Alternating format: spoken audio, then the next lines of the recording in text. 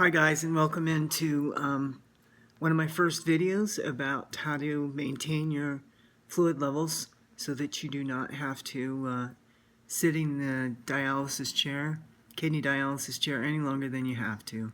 I have been on kidney dialysis now for 10 years, and I wish that I had had some of these tools and some of these tricks at the beginning in order to avoid going to the hospital and having the fluids drained off of my body. Everybody's different. Some people get the fluid retention in the face, some get it in their back, in their lungs, in their stomach, all of the above, and then some. And it's very difficult to breathe, it's very difficult to move around, to focus, and it's just really hard on the body. So I'm going to share a few things that will help you, hopefully. So this would be great if you could bring in your caregiver as well. Those of you that are on dialysis, I myself walk into a clinic 3 days a week, 4 hours a day, and get all the poison and the fluids off. And I'm able to do that successfully every time I sit down. There's a lot of people that have a hard time managing, and they end up sitting in the chair for five hours a day, sometimes 5 days a week. Just depends on what they consumed. The weekends are really hard. I don't dialyze on the weekend. So I do a Monday, Wednesday, and Friday currently. And I have Saturday and Sunday off. But that's been after I've been able to achieve what I've set out to do, and that was to do some research. The doctors in the beginning and the dietitian said that a certain amount would be okay for me to drink on fluids. So I stayed with that for as long as I could, but it worked out to be too much on my system. And then when I didn't realize that stuff like ketchup is a fluid, salad dressing inside the salad, it doesn't matter which one you like. I'm just kind of bringing a few out here. You have to add this to your fluid intake every single time. Sour cream, if you love sour cream, I mean, you can still have it, but you just have to measure it out. Let's see, I've got other examples. Olives are delicious, but you can see right here, they sit in a lot of water. And you have, let's see, you've got pickles. Pickles sit in a lot of water as well. So a lot of my friends have been asking me, how do you do that when it comes to the pickles, and how do you know how much fluid it is? Well, in the beginning, this is just the beginning, until you know, you're going to have to put it in a blender, or have your caregiver put it inside of a blender and blend it up, and then pour it into such as a cup like this. You can get a cup like this online that gives you milliliters. It gives you ounces. And then it gives you tablespoons and teaspoons. So it's good to have a measuring cup like this, or a cup that's see-through that has all that, so that you can add it to your intake. I highly recommend some type of book to write down all of your notes on how your fluids made you feel, how much fluids that you thought you put into your system. And this is very valuable, because what you'll do is most kidney clinics will give you a report card about how your body's doing, actually how your blood is doing, and everything that you have written down in your notes, and you compare that to what they give you at the end of the month when they do a big blood draw, so that you'll be able to make small adjustments, medium adjustments, or large adjustments to your fluid intake or your food, because there's foods that do carry, larger foods that we eat that have fluids in them. So it's great to be able to have both of these, well, not both of them, but all of the tools that you can in order to have a better quality of life, so that when you're out of dialysis and you're trying to move around, you're not moving around a ton of fluid, and you're not feeling uncomfortable. And the worst part about it is the shortness of breath, along with the weakness, of course. But I think we all go through the weakness segment of it. It's of my opinion only that a lot of us are weak, and we have to do things in order to kind of bring up our protein levels. So I wanted to show you some of the tools that I use at home for my fluid. Everybody usually will have a measuring glass at home. This one has up to 2 cups, and the back measurements are 500 milliliters. So I used that in the beginning to try and help me figure out what was too much or what was too little, because we're all, I don't know about you guys, but I'm always thirsty. I feel like and it's the reason why is because I can't drink as much as I used to, because if I do, it gets stuck inside my body. As far as I know, that's the reason why we go to dialysis, to get the fluids off and to get the poison out. So if I drank as much as I wanted, I'd probably end up back in the hospital having the fluid drained off of my body. And I got to tell you, that is very painful. And the needles are about that long, and they inject them into your body, and then they drain slowly as much fluid as they possibly can at a healthy level, so that you're able to walk out again. Now afterwards, it does feel amazing to have all that fluid drained off of you, if they've chosen the right spot where all your fluid ended up. So it does feel tremendously good afterwards, but you don't want to do that. It's just too painful. So I use this cup, and I use this little 4-ounce cup. I use 4 of these a day, and I use 2 of these. Now these are kind of fun, because if you have something in there, or your friend brings you something over, and you know you're close to being over your limit, or you just want to taste of something without having a large cup get in the way, of not getting in the way, just too much temptation on a larger cup. So I use this little tiny 1-ounce cup, and I just pour it in there, and I'll drink it and swish it around in my mouth and keep that flavor going, and then drink it. But if not, you can swish it around your mouth and go and spit the rest of it out in the sink if you know that you're at your max limit and you're a day or you're 2 days away from going and getting the dialysis. And I'm going to show you a very, very invaluable tool.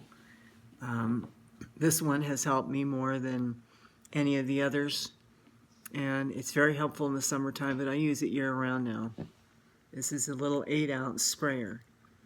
When you're completely thirsty and you want to make sure that during the day that this is not going to exceed, what you do is you just take this and just kind of spray it in your mouth, and that will get rid of the dryness. That'll get rid of, and you can spray it with water, or I recommend water, because water's not sticky on the outside if you don't exactly hit the right spot there and you get on it on the outside of your mouth. You can put soda in this as well, whatever you choose, but water and tea seem to take away the thirst part. The sodas and the coffee seems to leave my palate wanting more. It kind of dries it out a little bit, but so I use 4 of these a day, 4 ounces, and then I have 2 of these a day, and then I have 2 of these a day.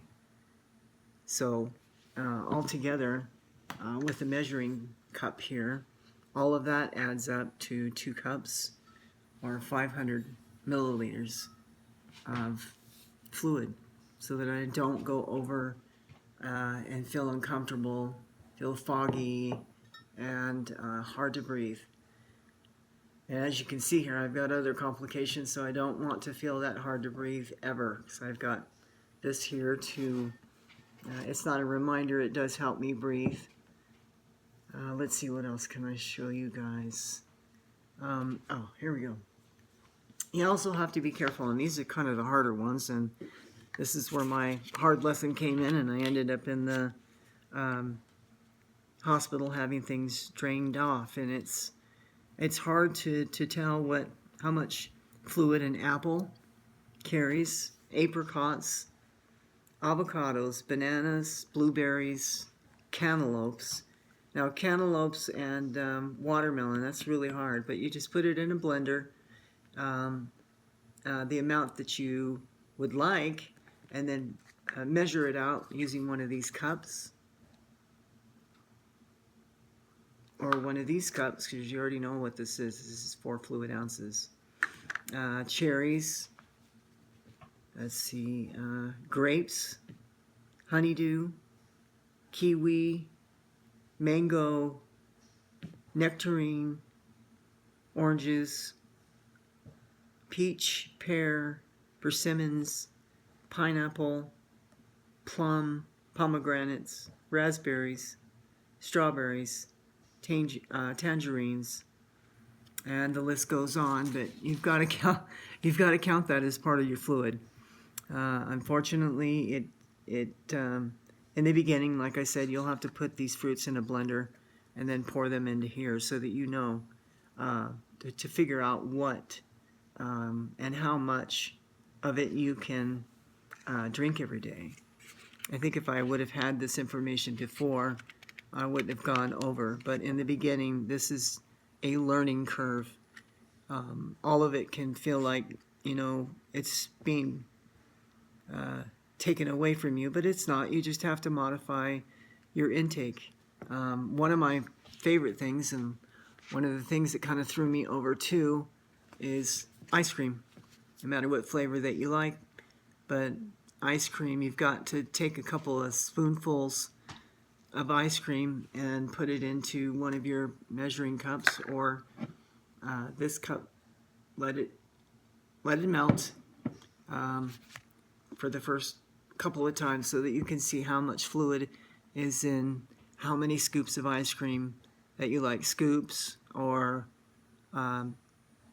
tablespoon or a teaspoon, how much you're allowed, because you have to count all of this fluid into your daily intake, all of it. You can't, you can, but you're going to feel the pain. I've felt the pain of shortness of breath and feeling very uncomfortable, unable to sleep on the sides where all the fluid went, because as you guys know, when our fluid goes into our bodies, it doesn't come out. Now, some kidney patients do still urinate, but the doctors have told me even those folks that are able to urinate may not always get out all the poisons, and that's the reason for the kidney dialysis machine.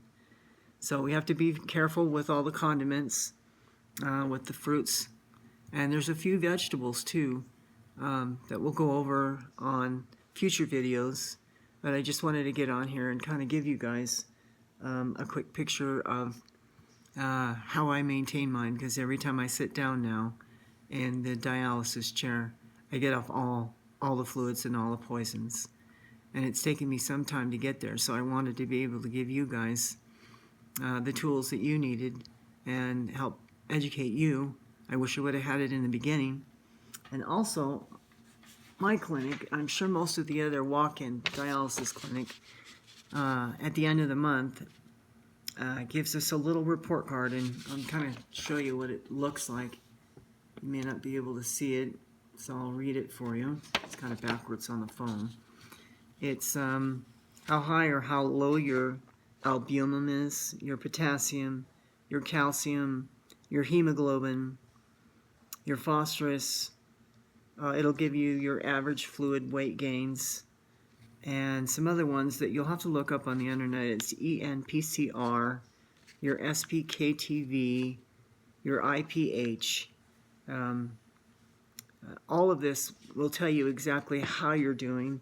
And what's great is when you fill this out during the month as you're eating and consuming your fluids, and at the end of the month or the beginning of the month, after the doctors have come by and given you your report card on how you did, you can take your notes in your journal and this report card, and you can see exactly where you can make your adjustments, whether they're big, medium, or small.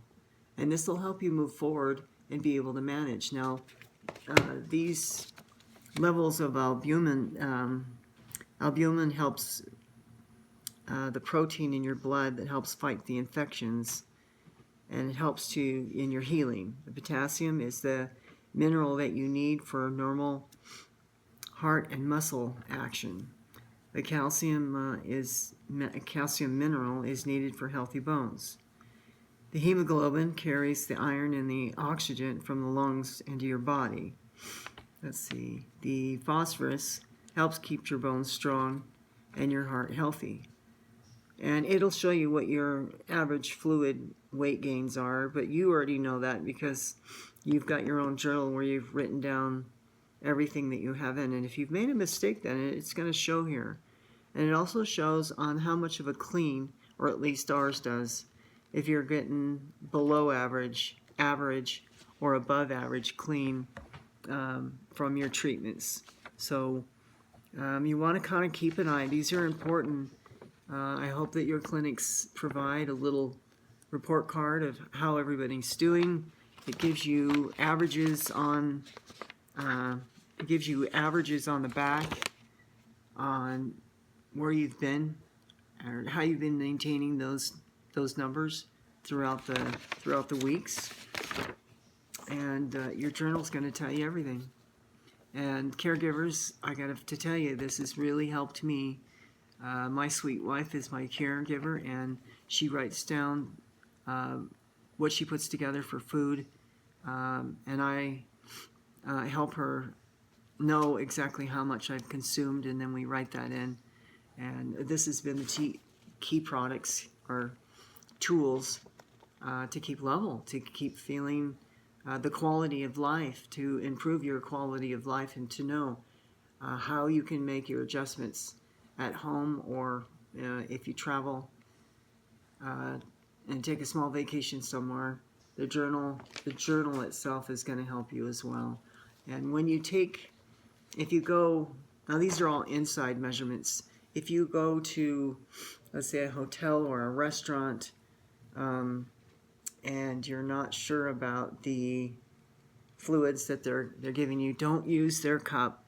Take they have all these cups online now, where it's kind of similar to this, where it has the measurements on the side. I don't recommend taking this, but take a regular 8 or 16 ounce cup that's see-through, so that you can see what you've got, and take their cup and then pour it in to the allowed amount that you know that you've already consumed, so that you don't overconsume when you go out. Now, I've seen lots of people, and I tried it myself, and it doesn't work for me, use ice to quench their thirst. I think that's great, but I think you need to put the amount of ice cubes that you're consuming into one of these cups and measure it out so that you're not over-consuming the fluids. Ice cubes and ice cream and the condiments can be very deceiving about exactly how much fluid is you're consuming. And that's where a lot of people make mistakes, and they come in there instead of 1 to 2 liters over, a lot of them are 8, and they can't get all the fluid off, and they'll have to add an extra hour or an extra day, or it's a visit to the hospital to have that fluid drained off because you're so uncomfortable. And at this stage in our game of life here, in our journey, my journey that turned into this, you got to be so careful. This is not a regular cold. This is serious. A lot of people that I have, and you're going to lose friends too, because they're not going to understand that you're not going to get better right away, that there's some hospital that you have this drive-through option to go and just get a kidney. And there's lots of qualifying factors that you have to qualify for in order to get that kidney. And then, again, talk with your doctor, talk with your dietitian, see what they have, and then start your own test and trial with absolutely measuring things out. And then knowing that these condiments here that I've shown you, the ketchup, the salad dressing, the ice cream, the pickles, everything that's canned, that it has an effect. It really does. It has an effect. So anyways, I wanted to share those tips with you. I wish I would have had them in the beginning and I wouldn't have had to have those horrible doctor visits. And again, like I said, this is my first one. You guys, this is all free. Those of you that are interested, please like and subscribe. I will try and answer any of the questions that the subscribers have. Please know that I am a kidney dialysis patient, and I have my days. I have my days just like you guys that are really bad, and sometimes I can barely walk around. Dialysis is like running a marathon. Just tell your friends that. And what does that mean? Pulls a lot on your heart, pulls a lot of energy. It pulls all the electrolytes out of your body. So I have really good days, and I have some really, really bad days. And we all know what's that about. And I've been trying to achieve better days by watching and maintaining everything that I put into my body. So again, I hope this helps. I will be putting out future videos. I'm going to invite my caregiver, which is my sweet wife, to give her side of it, because we know what we're going through. We know how hard it is, but I think it's good for everyone to see what the caregiver goes through, watching us struggle and fight for life. Those of us that are lining up to get kidneys, those of us that are going to have different types of kidneys. There are different options coming with technology, which I love. And we need to be as healthy as we can in order to qualify to get a functioning kidney. So I hope that helps you guys out. I know that this has been fun doing, and we're going to do a few more with you on my good days. And if I have a really bad day, then I will share that with you too. It may not be too long. I'm going to share my fistula with you. I dialyzed through a fistula on my arm. Some people have it done. They have a catheter in their chest. Some people have a fistula in their leg and in their feet, wherever it is that the doctors can find a very healthy vein. And that's when they tie a vein to an artery and make that fistula happen so that the blood flow is strong enough to clean our entire body within that 4 to 5 hours, whereas our kidneys can clean the kidneys clean the body at a different rate. They don't do it all right. They do it during the day. So when we sit down for 4 hours, we're doing a whole what healthy people have in their kidneys is they get to have their fluids and the poisons filtered through their kidneys every single day, instead of just sitting down and getting it kind of slammed out between 3 and 6 hours. Sometimes I've heard patients have to do 7. So the less you can do and get a better benefit out of it, I'm all about it. And having the information about knowing what your fluids are and what your fluids shouldn't be, so that you don't have to sit in that chair longer or have any other medical procedures done, I'm all for that too, because it's not fun. It's not fun for me, and it's scary, and scary for your loved one that has to take you through that. And I think that's it for this video. Anyways, like and subscribe. I'll see you guys next time, and have a wonderful day. Bye-bye.